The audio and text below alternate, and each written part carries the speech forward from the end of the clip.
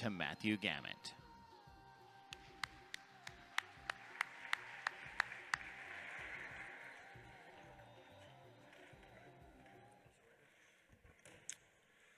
Welcome back, the Hardy this morning. Thanks for being with us, and we're very excited about the things that you will hear today, so you will be well rewarded. Have a couple housekeeping things this morning. We wanted to let you know that the 2-day scavenger hunt winner is Danya Slack, so congratulations to her. We will award the 3-day winner and also the overall winner at the awards banquet a little bit later on today. A couple reminders. During the break after this session, please pick up your ballots. You can find the things that you will be voting on in the EventMobi app or in the executive digest that we sent out last night. So hopefully you're well informed on those issues that you'll be voting on. If not, you have a few hours to prepare. The regular members will be the ones voting. So if you're not a regular member, you will not be picking up a ballot. That does include all of our new members that just got voted in. So if you applied and you were accepted for membership, then you should pick up a ballot if you're a regular member.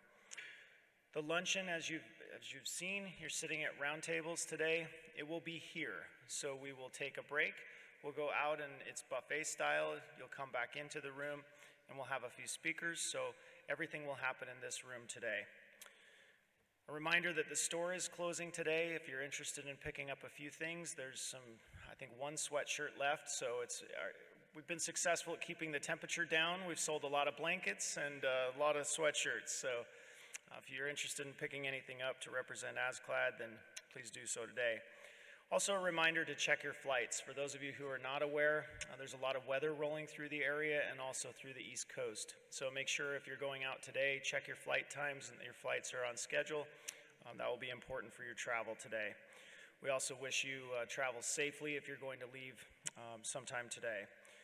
So with that, please welcome to the stage cornhole champion with all of the Iraqi delegation, President-elect Brooke Arnone.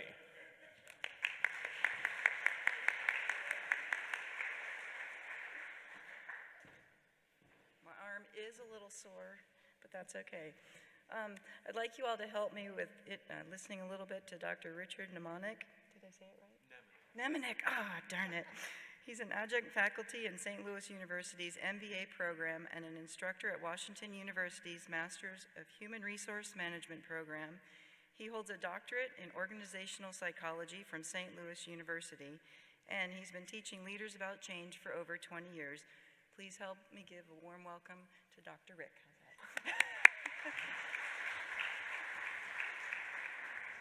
I'm told this is the end of the conference. This is the last day, so you're all fresh and ready to go, right? No one's worn out. My task here today, should I choose to accept it, is to get you excited about change and to get you excited about thinking about change, right? So my goal is to spend the next 30 minutes helping you get more comfortable with change. And one of my favorite quotes about change is, we love change and hate it at the same time. We want things to stay the same and get better, right? Which cannot happen. In order for things to get better, something has to change. But our minds, our bodies, our brains want things to stay the same. And so that's the task of leading change, is figuring out, how do I get people comfortable with change? How do I get people excited about it? Maybe as excited as I am, right? And so let's talk a little bit about why do we even need to change, which you've already spent a week hopefully getting acclimated, so I'll really have a few things to say about it. Change is brought about by adaptation to the environment. Things change outside your organization, outside your lab, right? Things change when it comes to science and technology, and hopefully you've learned a little bit about that this week. So you got some good ideas here.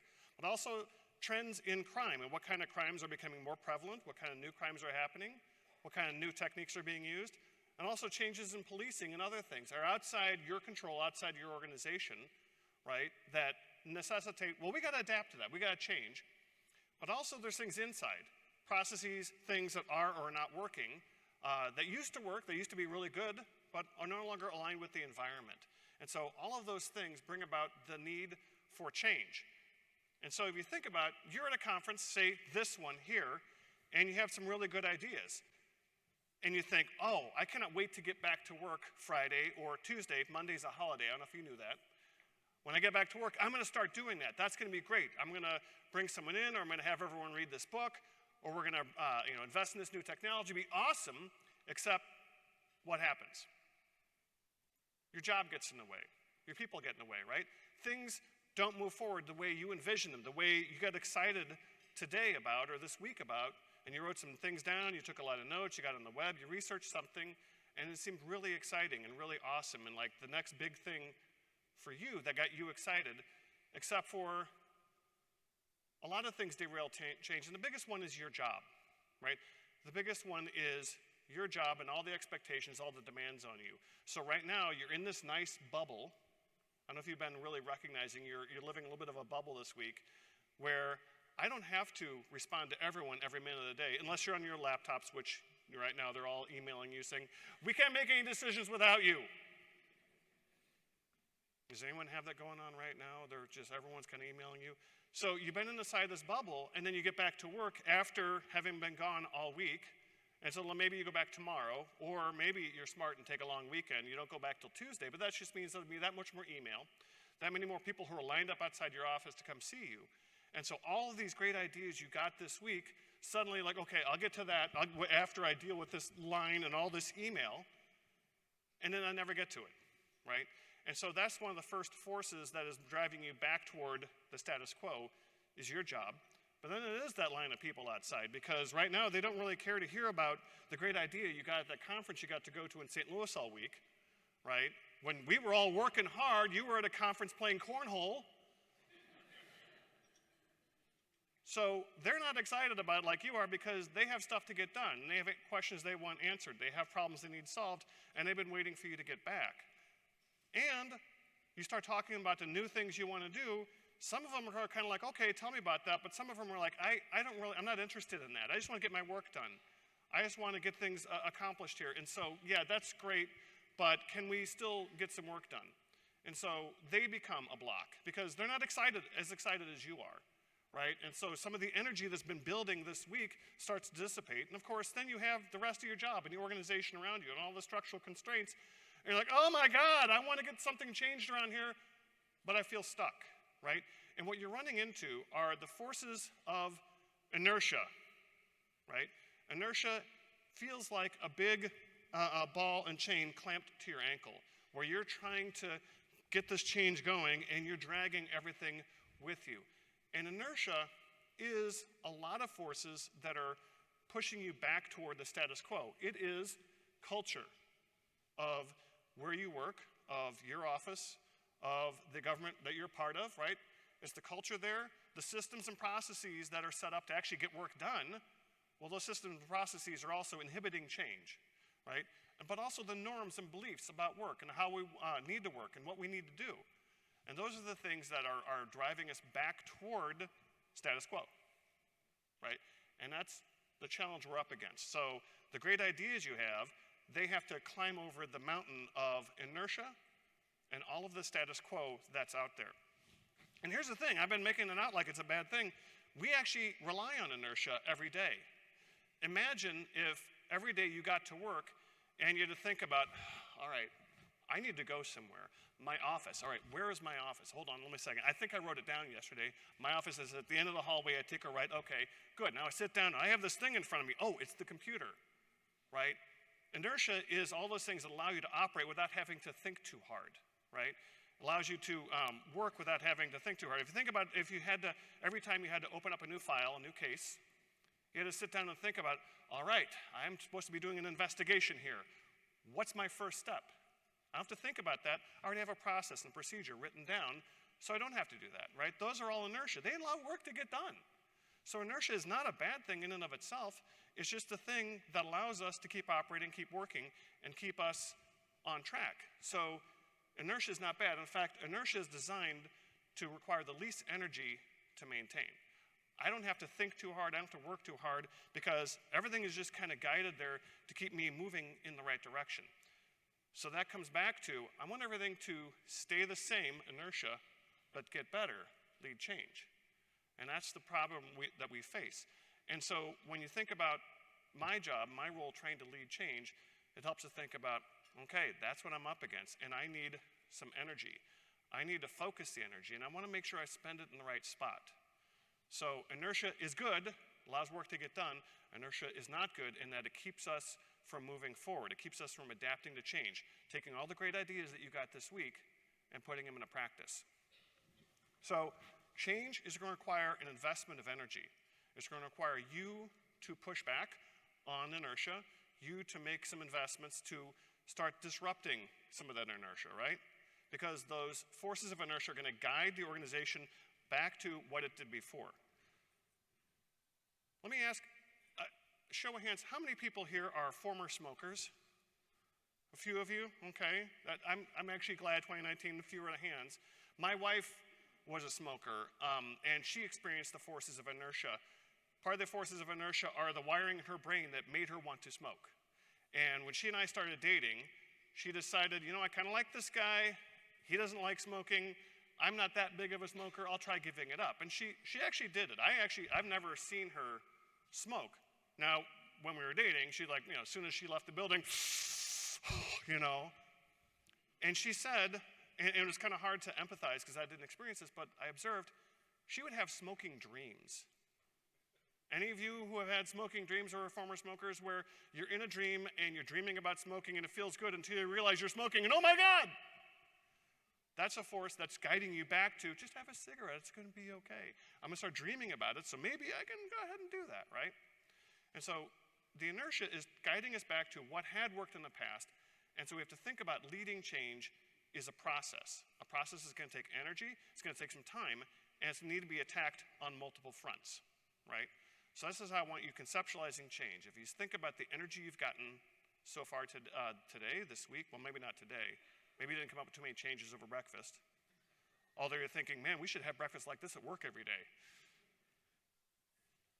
So you have two choices to make when you think about leading change. The first choice to make is, where should I invest my energy? I can't take on every battle. I don't want to climb every hill. That will exhaust me. And if I try to make too many bets, if I try to change too many things, none of them will get done really well. So the first thing I have to say is, all right, I have inertia. That's the thing I'm trying to change. I'm trying to move. That's going to take some energy here. Where do I want to invest it? And then say, once I get that, how do I get the most out of my investment?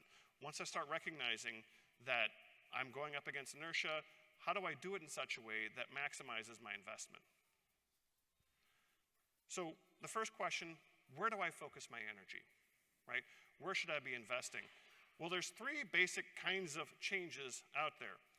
Things that must change, things that can change, and things that cannot change, right? And you all have these in your roles. Things that must change, these are mandates that come down, that are handed down to you, right? These are things that says, you will now be following this process, you will now be following this procedure, right? You will be doing this, and you don't have a choice in it, right? So, okay, I have to spend some of my energy there. But there's also things that can change, and usually that's things you pick up at a conference like this. This is where I really want you focusing your energy to say, how can I get some of these things done? And then there's the things that cannot change, and these are things that's kind of hard, but I feel like these are walls we just end up banging our heads against, where it's not right, it shouldn't be that way, I don't like it, and I end up spending a lot of the energy that should be on those other two, trying to fight against something that honestly is not going to change, right? And I don't want to bring you down, but I'd rather you not invest your energy worrying about, complaining about that. Now, all of you have a friend, I'm sure, in the organization, maybe in your town, maybe someone else, another lab director you can call up and complain to about all the processes, all the policies. You can complain to about all the stuff that you have to do. Great, get that out of your system, and then put that aside and say, if I'm going to make a difference around here, where do I want to invest? Do I want to invest in things I have to change? Good, I do have to do some of that, but the things I can change, right? And how do I then narrow my scope and say, I'm going to focus on this thing now and try to make this change. And once this change starts to take hold, then I can say, good, now that that's becoming part of inertia, where do I invest next?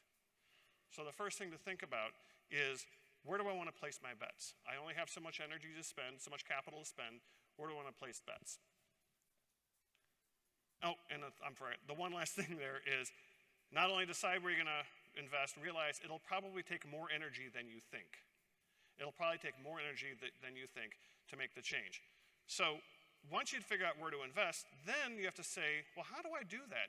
And here's where my background in psychology starts coming into play, right? Is you're leading people.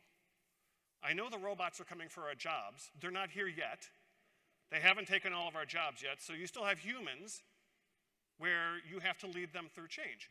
And that's when it starts to say, all right, well, what does it take to lead humans through change? And there's 3 different areas I encourage leaders to invest their energy when trying to lead change.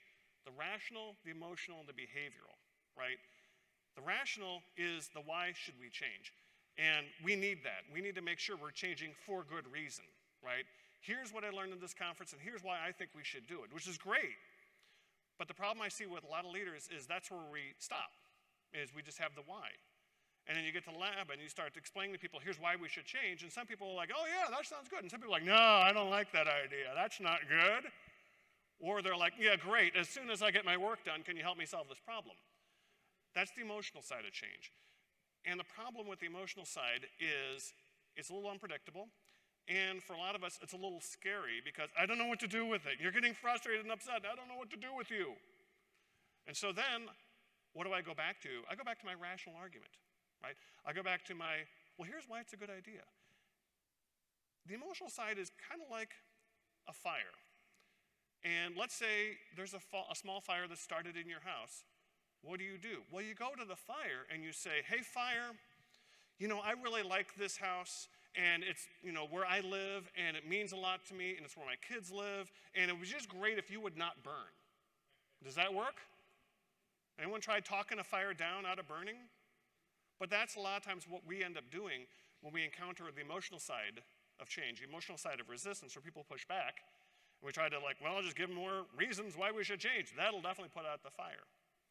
And so when you start thinking about the emotional side, don't try to put out the fire with the rational side. You really do need to address the emotional side and allow a little room, right? And I'm going to throw a different analogy at you, because that's why there's that, oh, the slide's gone. That's why there's the guy on the elephant. The rational side is the rider on top of an elephant saying, here's where we ought to go. Here's what we ought to be doing. The elephant, though, is the emotional side. And what I find is the emotional side is always going to be stronger than the rational side. The elephant is always going to get what the elephant wants over time. And the rider can sit up there and point and kick the elephant and do whatever it wants. The elephant's like, oh, that's right, there's a little person on my back, but I'm going to do what I want. And so what you need to do is allow the emotional side, the elephant, to kind of express emotion and bring the emotion back down so that the rational side can direct the elephant, right? And then the last side is, how do I tinker with and tweak the parts of the environment to create different inertia? It's the behavioral side. So again, you think about, opening a new case after a new investigation. Well, there's processes, there's checklists I have to follow and things like that. Imagine if those checklists didn't exist. Nothing would get done. So those are good. Those are the behavioral side to kind of tell me what I ought to do.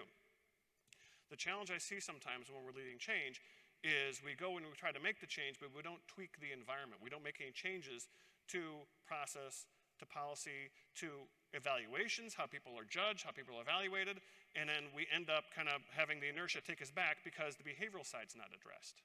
So when you think about leading change, I want you to think about, why should I change? What are people going to worry about? And how do I make it easier for them to change? How do I make it easier? So let me spend a little bit of time here just talking about the rational and the behavioral and how they the rational and the emotional and how they feed into each other, right? The rational side says, I'm not so sure about this. The emotional side says, I'm definitely not sure about this, and I'm kind of getting freaked out. And then the emotional side says, the rational side, hey, that's a bad idea. And the rational side says, hey, you're right. That is a bad idea. I don't like that. And suddenly then all the rational side hears is the reasons it won't work. The reasons it's a bad idea. The reasons I don't like this. And then once I start hearing that, the emotional side says, yeah, that's right. And it becomes a self-reinforcing loop, right? And so our job as leaders is to say, how can I break this cycle a little bit? How can I break this loop? And I need to be speaking to making room for both sides, the rational side and the emotional side, right? Don't just keep trying to put the fire out, speaking to it. I have to make room for and talk about the emotional side. And you're thinking, well, how do I do that? Well, The first thing is to start to recognize not everyone reacts to change the same way. And here's this model I want to give you that I'm hoping this will really land for you, is different people are going to react to the change different ways. And part of leading through change is leading people differently based on where they are and how they're reacting to the change. And so if you think about this bell curve of people reacting to change, you have half the group, roughly, maybe a little bit less, maybe a little more, depending on the change, who are kind of leaning toward the change. They're interested in the change. And at the far end, you see what I call seekers. Seekers are the people, and they may be at the conference with you right now, who are like, yes, that's a great idea. I love that idea. That sounds awesome. We should definitely start doing that, right? The ones who are getting excited about the change. Good. Let's hold on to them. We need them. We're talking about how to use them. But then there's also the enthusiasts, the people that maybe aren't as excited about the seekers, but when you go back and you start saying, here's what I'm thinking of doing. Here's what I learned this at the conference, or here's a new thing. They're the ones who are like, well, tell me about that. And I'm not so sure, but I'm willing to listen. I'm willing to engage with you. And so the first thing to do when you think about leading change, recognize not everyone's going to be against the change. Look for the people who are excited about the change, and look for the people who are willing to invest with you a little bit or listen to you. Because then we have the people who scare us a bit, who are, I call the guardians. And the thing about the guardians is they're ones kind of like, I'm not sure about this. Or, that sounds great, I have a lot of work to do. And they're actually the protectors of the status quo. And we always think about the guardians. We think, oh, they're a pain and they're going to stand in my way. The guardians actually aren't bad. The guardians are the ones who keep us from driving off of cliffs or running headlong into brick walls, right? But they're the ones that where their elephant is getting a little spooked, their emotional side. And instead of trying to rationalize to them, this is where we need to listen to them.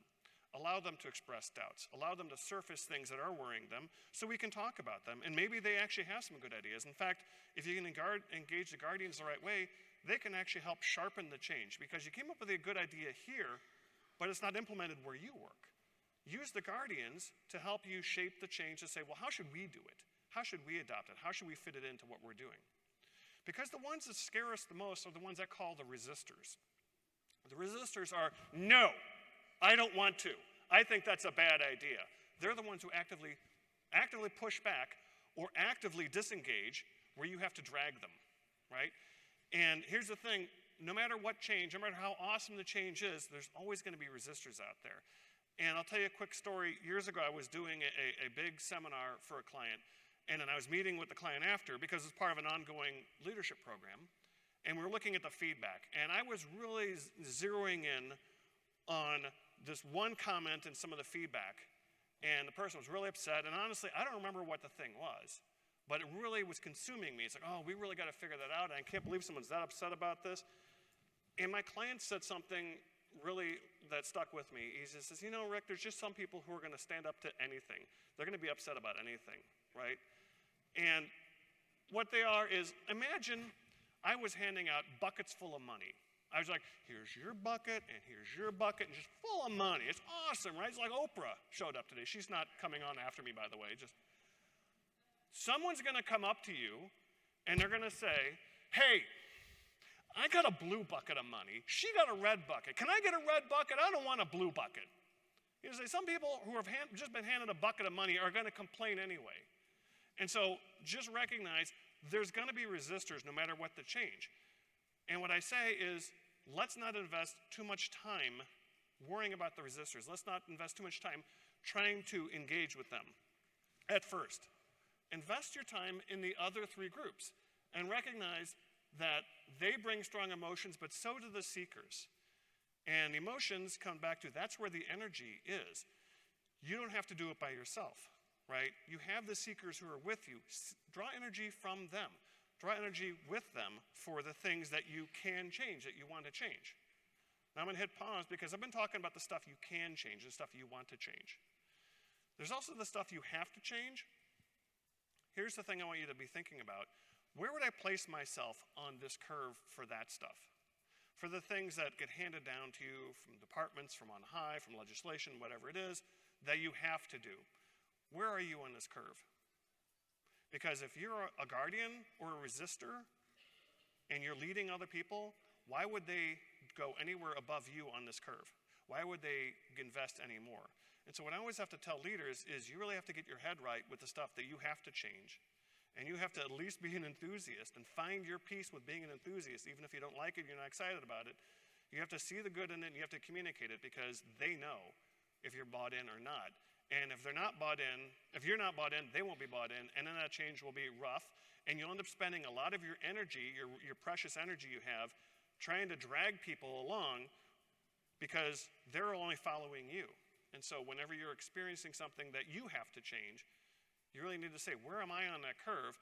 And can I invest a little bit of my energy in moving myself toward that enthusiast end? I may not be the seeker, I may not be the cheerleader, but I at least have to see the good in it. I have to say it's gonna, not gonna be a bad thing, and here's what we're gonna do. So that for the stuff it's worth investing my time in, the stuff I can change, the stuff I'm passionate about, then I'm more legitimately leading people because I'm probably a seeker for some of those things, right? And I wanna make sure that I'm not wasting my energy on the stuff I have to change, right, trying to get that stuff done, and I don't have anything left over. So that's one thing I want you thinking about when it comes to leading change is where are you for the stuff you have to change because you're probably a seeker for the stuff you can and want to change. And then recognize where am I spending my energy because you only have so much. You only have so much energy, you only have so much capital to be spending. So as you think about the changes you want to lead, the changes you want to affect, right, think about where do I want to invest my time, my resources, my energy. And then, as I go back to the stuff where I am trying to make some change, how do I deal with this curve of people? How do I deal with the seekers, enthusiasts, guardians, and resistors in a way that is going to be productive, is actually going to see something different? And so what I say is, with the seekers, they are your ally. They have energy to spend, right? Leverage that energy. Give them some stuff to work on. Give them some stuff to lead. Give them some things where they can actually take some of their energy and build it up. You don't have to have all the energy. Let them bring some of it. Let them bring some of it. It's almost like a force multiplier if you can engage a few of the seekers, right? You may also have to moderate their expectations, and that's one thing. It's kind of a little bit of a wet blanket, but sometimes you're seeing, okay, we're going to go from here to here, incremental change, because that's realistic and that's what we can get done. The seeker wants to go from here to here, and they're like, but we need to get here. It's like, yeah, great, that's long-term vision, great. We're going to get to here now. I don't want to get to here. I don't want to give up. I want to get all the way here. So with the seekers, I want to channel their energy, but I also want to make sure that they're not out there trying to completely reinvent everything. It's like we will get to there. It's just going to take time, and it will be a process because not everyone's as bought into it as you are. So with the seekers, think about them. And so as you start thinking about change, maybe write down who are the 2 or 3 seekers that I work with, and how can I leverage them? How can I engage them? How can I get them excited about this, right? How can I give them some things to work on? How can I take their energy and tap into it? With your enthusiasts, these are the people who are willing to listen to you, willing to engage with you. Here's what I want you doing with them. 1, listen for any unstated fears. A lot of times, enthusiasts go with you because they like you. They trust you. They have a good relationship with you, and so they're willing to listen, right? They're willing to listen to you. They're willing to give you the benefit of the doubt. They might still have some fears. They may still have some doubts. There may be some emotion in there that they're not expressing, that they're kind of suppressing right now. Still allow them, it's like, what worries you about this change? What do you think we need to do to make this change effective here? And engage the enthusiasts with that. Help them see, help them visualize what does success look like, right? And then help them learn some of these new skills, some of these new habits. So support them. They're already kind of moving, take their momentum, and then give them some more energy to move with it. So that's our seekers and our enthusiasts. They're the easier ones to deal with, but sometimes it helps having different tactics and different strategies with each of them. So with the seekers, empower them, give them some things, tap into some of their energy. With the enthusiasts, kind of find out where they might be a little worried, but also kind of give them some new direction. Guardians, our guardians here, they're the ones that are going to require the most work. But if we can win some of them over and turn some of the guardians into enthusiasts, this is where we're going to get the tipping point, where we're going to find things changing. And so, 1, you have to make sure you have a clear, rational message to them, but recognize that's not enough. So invest in that. Allow them to express their fears. Allow them to express their doubts. Sometimes in group settings, sometimes one-on-one. Depending on them, depending on what's going to be most constructive, right? Speak to that. Sometimes people just want to be heard, right? Sometimes the guardians, they don't like the change, right? And they just want to express that they don't like the change, and then they'll go along with it. But if no one's listening to them, then they're going to be like, And then they're going to be vulnerable to the resistors, because the resistors are recruiting. Resistors are looking for someone else to stand with them, because one resistor by him or herself can get ignored. But if I can get 7 guardians to go with me, now I'm a force to reckon with. And so here's the thing, is the resistors are trying to recruit guardians. And so you have to find a way to show them a little respect, allow them to express fear, doubt, frustration, whatever it is, in a constructive way, so that they can bring those emotions back down, right? And then stop rewarding the old behaviors. Start digging up the old path that they used to walk. Start making subtle changes to the environment that make it easier for them to go the new direction, right? So you have a different strategy than for the guardians, and it takes a little more of your time and energy. But if you don't invest in that, then they're going to start getting ground down, because the resistors, like I said, they're in recruiting mode. So I do need to let them express their fears, but I need to probably find a way to contain that, right? If there is some constructive they can add, good, let's grab that. But I want to spend more time with the guardians and start moving the guardians away from the resistors and not expecting the resistors to change right away. And that's going to be hard, because they're going to be sitting there and they're going to be demanding attention, and I have to say, you know what, I'm going to get to you. I'm moving you away. The one exception is if you can flip a resistor to a seeker. Remember that graph earlier where we talked about the strong emotions? Sometimes someone who has been a resistor, if you can flip them, then they can be a great seeker and they can actually do a lot of good stuff. But don't count on that. Don't invest too much time looking for that. If that happens, look for it and say, oh, I have now a former resistor, because then the former resistor has more credibility with the guardians and can bring them along, right? So what your goal is to start isolating resistors, moving the guardians away from them, moving more people toward the change until the resistors are by themselves, and then use other techniques. Use some feedback, some coaching, use some disciplinary action, whatever you need to, after the rest of the herd has moved away from them, right? So that's what I want you doing, thinking about leading change, is trying to think about all the different reactions, and these reactions are normal, they're natural, they're human. Again, the robots aren't here yet, so we still have to deal with the humans. These reactions to change are normal and natural, not to fight that, but to say, how do I go with that? How do I recognize that and start using it to start changing things, start changing some of that inertia?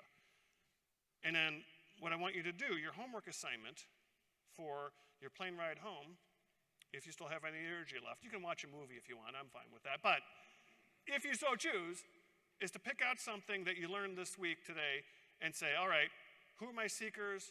Who are my enthusiasts? Who are my guardians? Who are my resistors? And how can I craft a little bit of a strategy for each one of them in order to start moving the organization? So that's kind of what I wanted to share with you today. I appreciate your time and attention. I will have a few minutes here if there's any questions. So are there any questions out there? We have one right here in the front row. I think I heard you correctly about not spending your time too much on the resistors, but the resistors tend to be the more vocal people in my group. Right. And so how do I manage that? So the question is, I have resistors who are usually more vocal in the groups. Pull them aside and give them a bit of an audience one-on-one with you is one way to handle them, right? Is to say, I'd like to take this offline, or go to them beforehand, right? I learned this the hard way years ago. I was leading change for Anheuser-Busch, a little beer company in town. I don't know if you've heard of them. And we were doing a big system implementation, and we ran into a buzzsaw who was the assistant to the controller of the whole company. So, you know, they have the person that count the money person, and this woman was her right-hand woman. And we were doing a presentation, and we found out that she was not only a resistor, she was an opinion leader. And when we were presenting something, she shut our entire project down and put us on the shelf for 3 months because she really, really didn't like what we were saying. And she got everyone, she took all the resistors, all the guardians in the room and flipped them against us.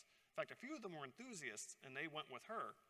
What we learned is she needs a private audience beforehand. She needs to get comfortable with the change, because then we found that she's a very reasonable person. She just doesn't like being put in the spot in front of everyone.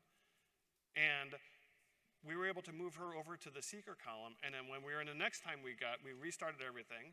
Next time we got people in the room, we took her aside first. She had her own meetings. We responded to her concerns. She felt listened to. She felt valued. And then when we were presenting to the larger group, everyone looked to her, and she was nodding and smiling, and it's like, aha, that brought everyone back over with them. And so with the resistors, sometimes they are going to be vocal, sometimes they have some influence. Bring them aside a little bit and just say, here's what we're thinking of doing, and I know you're not always on board, but help me make this better. Push back, tell me where the soft spots are, and I can make it better. So I hope that helps. Is there one more question out there, maybe?